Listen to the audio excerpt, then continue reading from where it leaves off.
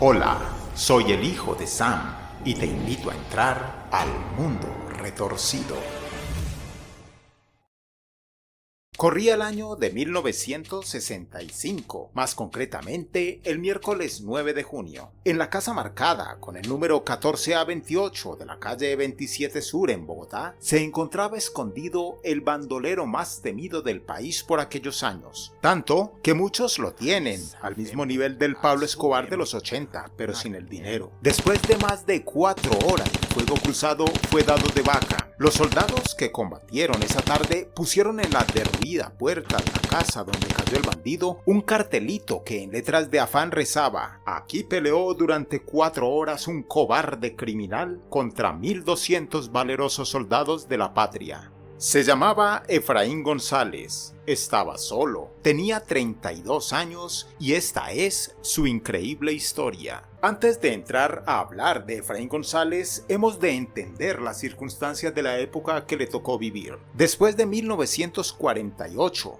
del 9 de abril de ese año, cuando atentan contra el líder liberal Jorge Eliezer Gaitán, un desmadre que partió la historia del país cafetero en dos, se desató una ola de violencia en Colombia tan sin precedentes que pasó a llamarse la violencia, con mayúsculas, como si tuviera entidad propia. Y de ella, de la violencia, fueron naciendo una serie de personajes que hacen parte de esa historia entre mítica, sangrienta y triste que se llamó la violencia. Liberales contra conservadores, conservadores contra liberales, y en el medio, la gente inocente como carne de cañón. Esa época, conocida en el país andino como bandolerismo, vio surgir personajes de apodos tan estrafalarios como Chispas, Capitán Venganza, Alma Negra, sujetos siniestros que no comían de nada a la hora de ultrajar mujeres, secuestrar, quitar vidas, cuatrerear. Aunque algunos tenían un ideal político, muchas de las veces carecían de él. Alimentados por el rencor de sus muertos mal enterrados, se dedicaban a esparcir su odio y sed de venganza a todo lo que supusiera autoridad, fueran policías o ejército, liberales o conservadores. Es en este contexto histórico del país donde nace la historia, la leyenda bandoleril de Efraín González Telles. Nace en 1933 en Jesús María, un pueblo al norte del departamento de Santander. Quedó huérfano de madre desde muy pequeño y lo crió su papá, don Martín González, quien a comienzos de los años 40 lo llevó al Quindío, pequeño departamento al sur de Colombia, para escapar de lo que escapaban todos los pueblerinos de los pueblos de Colombia, la violencia política. Estando en edad de merecer, se alista en el ejército por voluntad propia y casi que desde el primer momento se ganó el respeto de sus compañeros y superiores por su arrojo en el combate y su dedicada decisión de combatir a las guerrillas liberales. En 1953, con la llegada de la dictadura del general Gustavo Rojas Pinilla, personajes del corte de González se convirtieron en fundamentales para las tareas de represión del dictador. Pero cuando la dictadura de Rojas Pinilla cayó en el 57, comenzaron los señalamientos a los soldados que cometieron atropellos, que actuaron casi con patente de corso. Así que al protagonista de nuestra historia lo metieron al calabozo como primera medida para una degradación anunciada. Cuando volvió a la libertad, González buscó al teniente que lo había metido preso, lo ajustició, regresó al cuartel, se robó algunas armas y escapó. Se escapó para comenzar la guerra contra los liberales. Con otros compañeros de escapada, armó cuadrillas que en un principio tenían como víctimas a campesinos liberales, periodistas locales, alcaldes y concejales. Mientras tanto, y como contrapeso del otro lado del espectro ideológico, estaban personajes como Chispas, que se dedicaban a cargarse conservadores. De eso se trata el tema de la violencia en Colombia, violencia con mayúsculas. Al pasar el tiempo, Efraín extendió su radio de acción a más de 30 40 poblaciones en Santander, Boyacá y el centro del país. El gobierno comenzó a presionar para acabar con esas cuadrillas de bandidos. Fue detectado en abril de 1960 en una finca del municipio santandereano de Albania. Estaba con su padre y 6 personas, entre ellas su padrino de bautismo, Alicia, su compañera sentimental de ese momento, y un niño, un pequeño de 1 año, hijo de ambos. Le hicieron un cerco militar que terminó en una balacera que duró horas, tras lo cual perdieron la vida todos sus familiares y las personas que lo acompañaban. Solamente 2 lugartenientes de González lograron escapar. Es aquí donde comienza la leyenda de El Siete Colores, mote que le pusieron dado que se le atribuía la capacidad de camuflarse, de cambiar de color, de aspecto, de transformarse en una mata, en un conejo, en un perro. No por otra cosa lograba escapar del cerco que le tendían las autoridades. El mito le atribuye un pacto con el innombrable, que no es precisamente el Voldemort de Harry Potter, sino el Patas, el diablo, Sanatás. Decían que gracias a ese pacto no lo podían atrapar. Además tenía alianzas un poco más terrenales, comerciantes conservadores, viejitas de los pueblos, sacerdotes dominicos que le ofrecían sus claustros como refugio en las horas más aciagas. De hecho, se dice que alguna vez, para escapar del acoso de la policía, se disfrazó de sacerdote y pasó hondo y lirondo por entre las tropas que lo buscaban sin ser detectado. Efraín González no agitaba las aguas de la lucha de clases, de la lucha social. No era guerrillero, tampoco un chusmero, de esos que iban por pueblos y veredas tratando de conservadurizar regiones liberales a punta de pistola, masacres, incendios, ultraje a mujeres, desplazamiento de comunidades.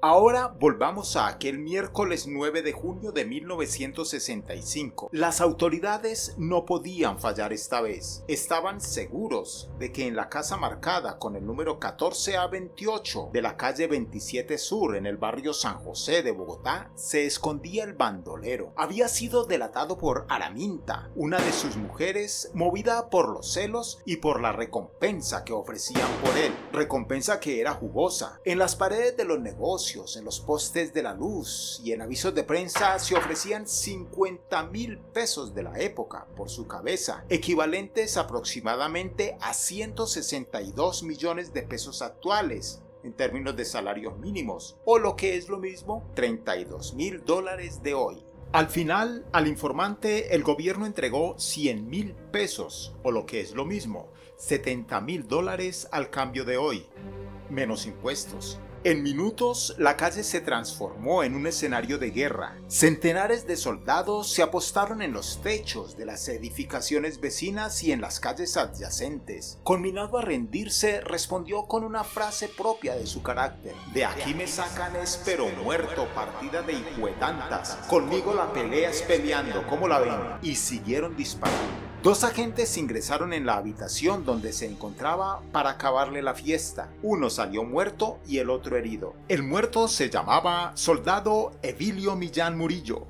quien fue enterrado con honores militares y 21 disparos al aire, como es debido, al igual que los 5 caídos en esa aciaga tarde.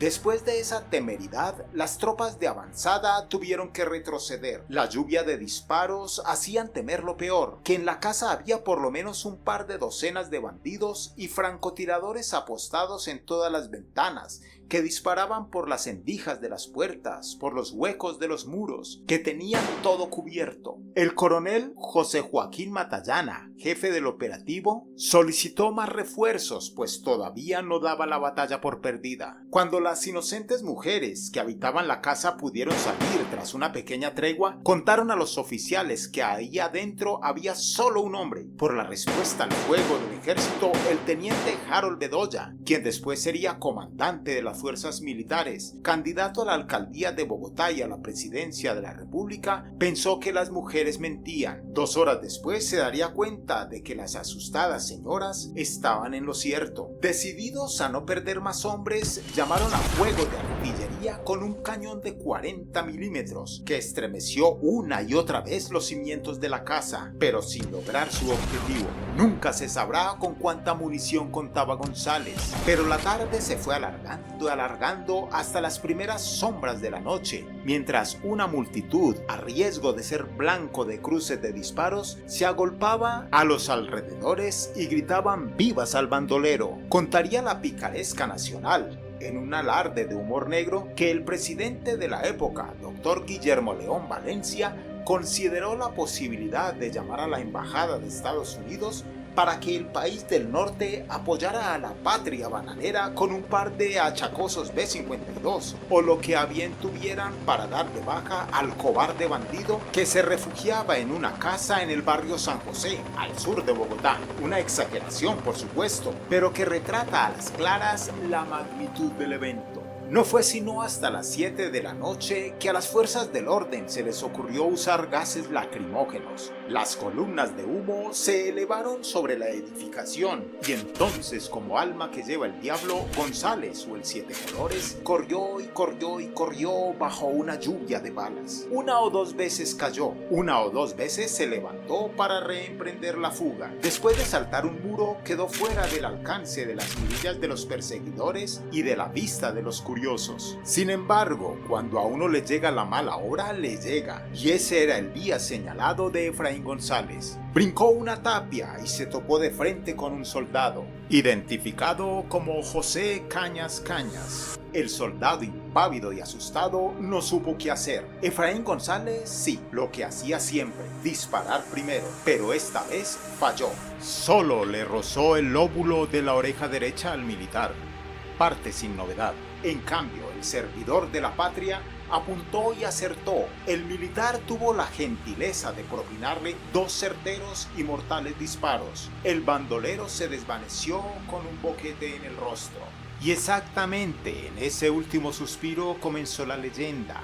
La noticia de su muerte corrió de manera inmediata como revuelo nacional. Todos los medios la registraron y la gente cada vez más comenzó a llegar a gritar arengas en contra del gobierno. Hubo necesidad de traer mucha policía para acordonar la zona. Era un problema de seguridad nacional. Se hizo el levantamiento del cuerpo y en el mismo sitio al otro día se improvisó un pequeño altar con una virgen y un crucifijo y empezaron a llegar ramos de flores, espermas y veladoras. El gobierno, por su parte, decidió enterrarlo lejos del centro del país, donde nadie llegara a venerarlo, donde muriera por siempre y para siempre de la memoria del pueblo. Su última morada fue el pueblo de Yopal, en el Casanare, por allá lejos, en la selva, allá donde nadie llega. Su cuerpo fue enterrado en una guarnición militar. La tumba la cuidaban de día y de noche 6 soldados, para evitar que se llevaran el cuerpo o que lo convirtieran en mártir del pueblo. El tiempo acabó con el mito, ya nadie lo recuerda. La tumba está abandonada y nadie la cuida. Ya Yopal es una gran ciudad y solo queda una señora que va de tienda en tienda cantando para que le paguen. Después de terminada la canción se va, esperando la próxima ocasión que la vuelvan a pedir y ella pueda decir con orgullo que es de las pocas personas en Colombia que se sabe una canción que el gobierno nacional prohibió después de que fuera grabada en honor al bandolero más grande que dio el país, en honor a Carlos Efraín González Telles, el mito, el bandido, la historia, la leyenda. Y lo cuidan más de 4. A las 7:35 un quejido se escuchó. Era aquel santanderiano González que se murió por medio de 3 fusiles de metrallas y pistolas.